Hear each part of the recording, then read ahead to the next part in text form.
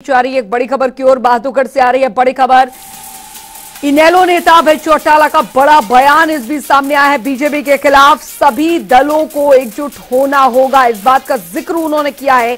एकजुट नहीं हुए तो जेल से करनी होगी राजनीति, इस बात का उन्होंने जिक्र किया है। तीसरे मोर्चे का प्रयास कर रहे हैं, तो सीधे तौर पर तीसरे मोर्चे का, हरियाणा की राजनीति में तीसरे मोर्चे का जिक्र उन्होंने कर दिया है। बड़ी खबर आपको यहां पर बता रहे हैं, क्या कुछ कहा अभय चौटाला ने, सुनिए। तीसरे मोर्चे का प्रयास चौटाला साहब पहले दिन से करते हैं और जो हमारे प्रयास है वो आने वाले में मुझे लगता है जरूर सिरे चढ़ेगा। अगर इस सरकार के खिलाफ तीसरा मोर्चा नहीं बना, अगर बीजेपी के खिलाफ सारी राजनीतिक पार्टियां इकट्ठा नहीं हुई तो आने वाला वक्त जो है वो राजनीतिक दलों के लिए बहुत अंधेरे के साथ खड़ा होता है। जैसे इमरजेंसी में नेताओं को जेल में डाल दिया गया, वैसे ही वक्त फिर आ जाए। उस वक्त तो वीसा लगा करके डाला गया, अब ईडी और सीबीआई के माध्यम से सबको जेल की सलाखों के पीछे भेज दिया। आज की तारीख में जो कोई भी बीजेपी के खिलाफ बोलता है, ईडी एक ऐसा डिपार्टमेंट है जिसको किसी की सबूत की जरूरत है। ईडी तो केवल लिख के देती है कोर्ट को कि हमने इसको इन आरोपों में गिरफ्तार किया। उसके बाद आपको क्लियर करना है कि मेरे ऊपर आरोप जो लगाए गए वो गलत है। सरकार उनसे, कोर्ट उनसे नहीं पूछती भी आपने ये जो आरोप लगाए आप सिद्ध कर दो, ये आपको ही सफाई देनी पड़ती है। अगर कह दिया 100 करोड़ रुपया का गबन किया इसने, तो आपको बताना पड़ेगा मेरे पास 100 करोड़ रुपया नहीं है। जैसे तीसरे मोर्चे की बात करें तो ये मान के चलो, अगर ये नेता नहीं इकट्ठे होंगे तो ये नेता फिर जेल में बैठ करके राजनीति करेंगे, फिर ये आपके बीच में नहीं आएंगे। तो आपने सुना अभय चौटाला का ये बयान, या सीधे तौर पर यहां पर विपक्ष को नसीहत यहां पर, या फिर यहां पर कहें कि हरियाणा की राजनीति में तीसरे मोर्चे की सुगबुगाहट इसे कहें। हालांकि इस बयान के बहुत मायने यहां पर निकाले जा रहे हैं। हमारे तमाम मेहमान जो हैं वो हमारे साथ जुड़ गए हैं।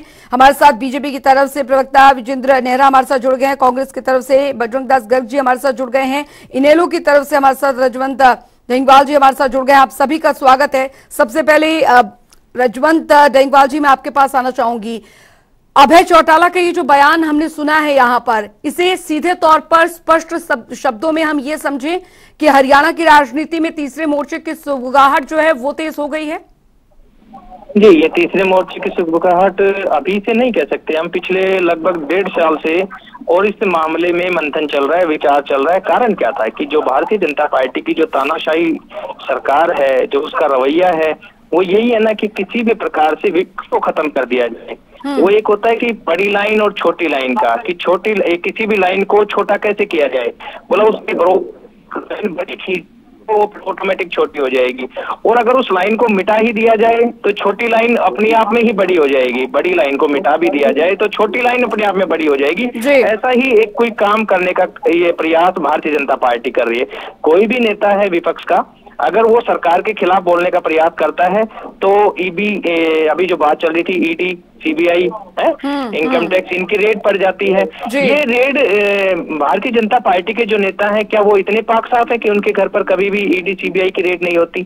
जी, ये तो चीज सोचने का विषय है ना। जी, विपक्ष क्या विपक्ष इतना भ्रष्टाचारी है कि सारे ही जो काले कारनामे वो उनके हैं? और दूसरी बात, जो ही वो लोग भारतीय जनता पार्टी को ज्वाइन करते हैं वो एकदम पाक साफ हो जाते हैं, पाक पवित्र हो जाते हैं, गीता से भी ज्यादा पवित्र हो जाते हैं। ये चीज कैसे मानी जाए? ये चीज के लिए इससे कोई अकेला एग्जाम्पल नहीं है।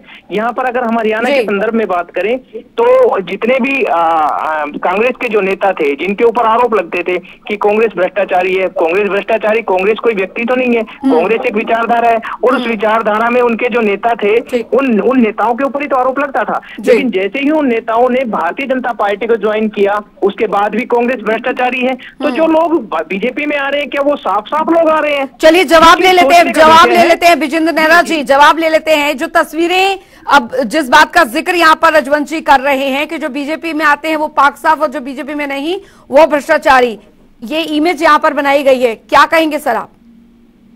देखिए मैडम, आज अभय सिंह चौटाला जी ने जो बयान दिया है उससे ये स्पष्ट हो गया है कि आने वाले 2024 के जो विधानसभा लोकसभा के चुनाव हैं उसमें इनेलो पार्टी को ये पूरा पक्का यकीन है कि उनकी एक भी सीट नहीं आएगी, सभी सीटों पर उनकी जमानत जब्त होगी।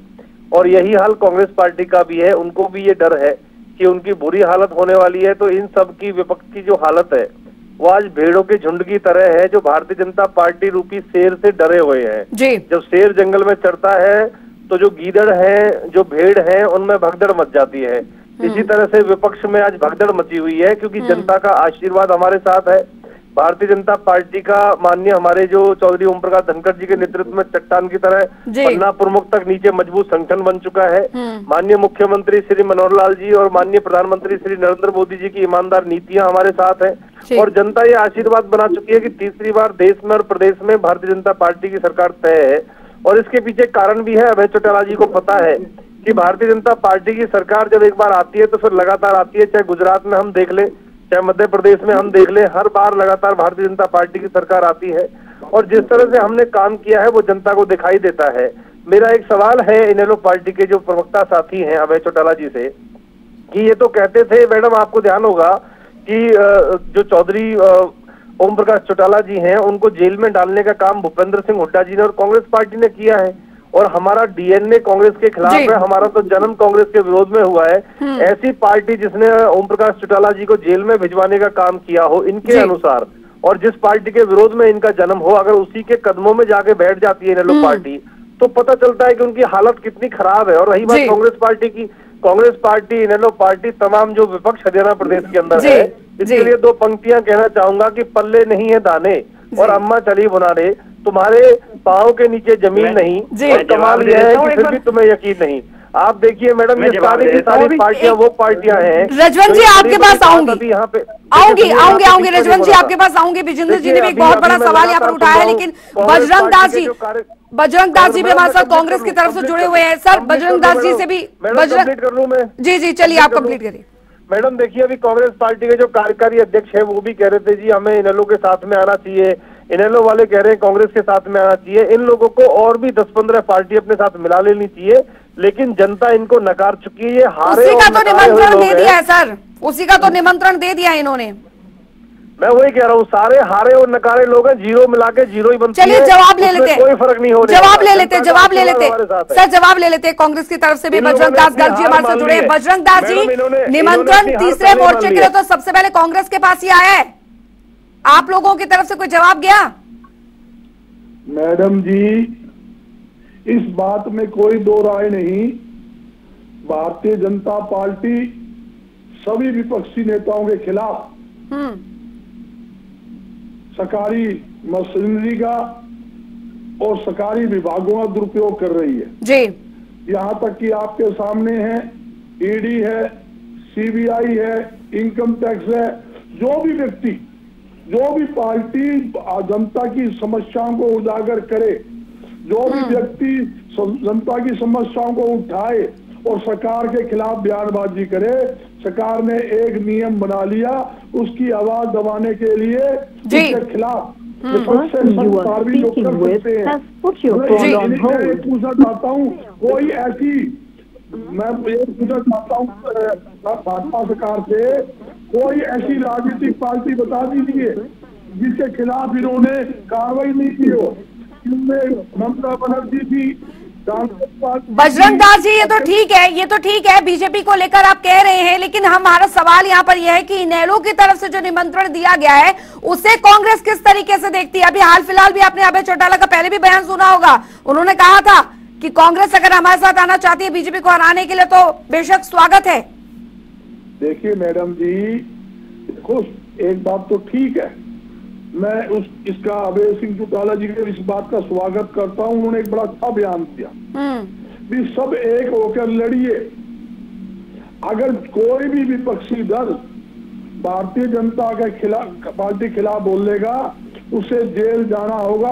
ये भारतीय जनता पार्टी की निकम्मी भ्रष्ट सरकार उसको जेल में डालने का काम करेंगे। इस बात को तो मैं सहमत हूँ। जहाँ समझौते की बात है, मैं आपके चैनल पे जनता टीवी बड़ा प्रमुख चैनल है, मैं दावे के साथ कहता हूँ केंद्र स्तर के ऊपर सभी राजनीतिक पार्टियां एक होकर चुनाव लड़ेगी, इसमें कोई दो राय नहीं है।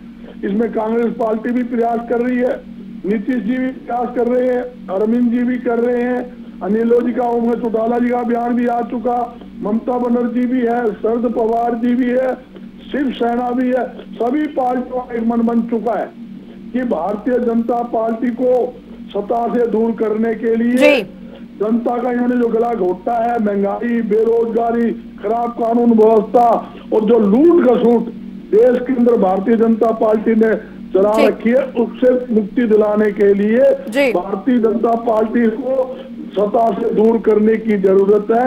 केंद्र के अंदर दावे के साथ कहता हूं, कांग्रेस पार्टी के नेतृत्व के अंदर सभी पार्टियां एकजुट होकर चुनाव लड़ेगी, इसमें कोई दो राय नहीं। चलिए, यहाँ पर तीसरे मोर्चे की सुबुगाहट तो बेहद तेज हो गई। रजवंत जी, आप कुछ कह रहे थे?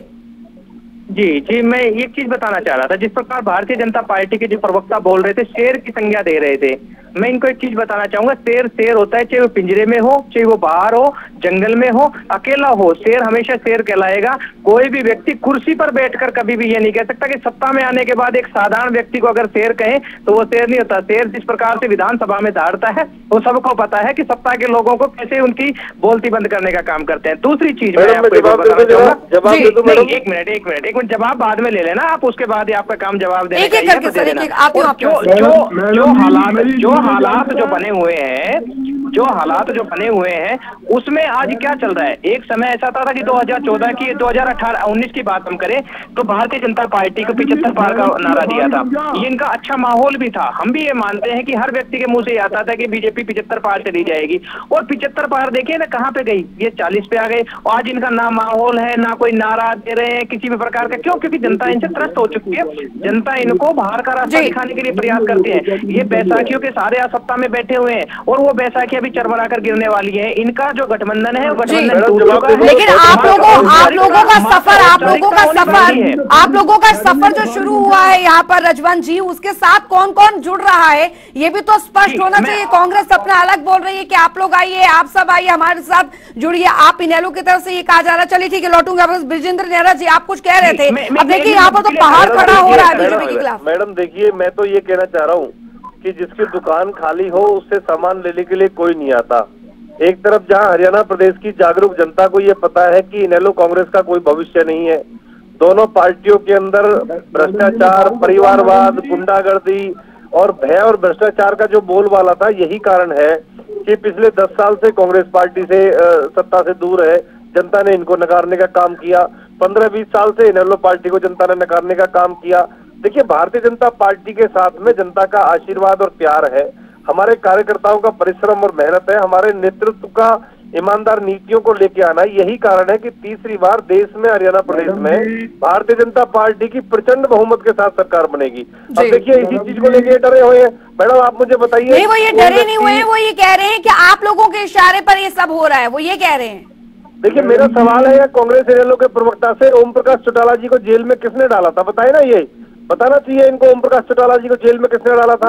और अभय चौटाला जी के ऊपर जो मामले चले हुए हैं, आय से अधिक संपत्ति के मामले चले हुए हैं, अभय चौटाला के ऊपर जो आय से अधिक संपत्ति के मामले चले हुए हैं, वक्त की नजाकत किसे कहते हैं? वक्त की नजाकत किसे कहते हैं? बजरंग दास गर्ग जी कुछ कह रहे हैं। जनता देखिए मैडम, आप ये बताइए, अभय चौटाला जी के ऊपर एक एक करके सर, एक एक करके। मैडम मेरा टर्न मैडम, मैं बोलूंगा पहले। जल्दी से सर, विजेंद्र नेहरा जी आप अपनी बात जी मैडम, मैं सिर्फ ये कहना चाहता हूँ कि अभय चौटाला जी के ऊपर जो आय से अधिक संपत्ति के मामले चले हुए हैं, वो मामले किस सरकार में चले हैं मुझे बताइए। ये इनेलो पार्टी वालों ने बिल्कुल अपना जमीन बेच दिया है। एक आखिरी रिएक्शन बजरंग दास जी, आपका एक आखिरी रिएक्शन।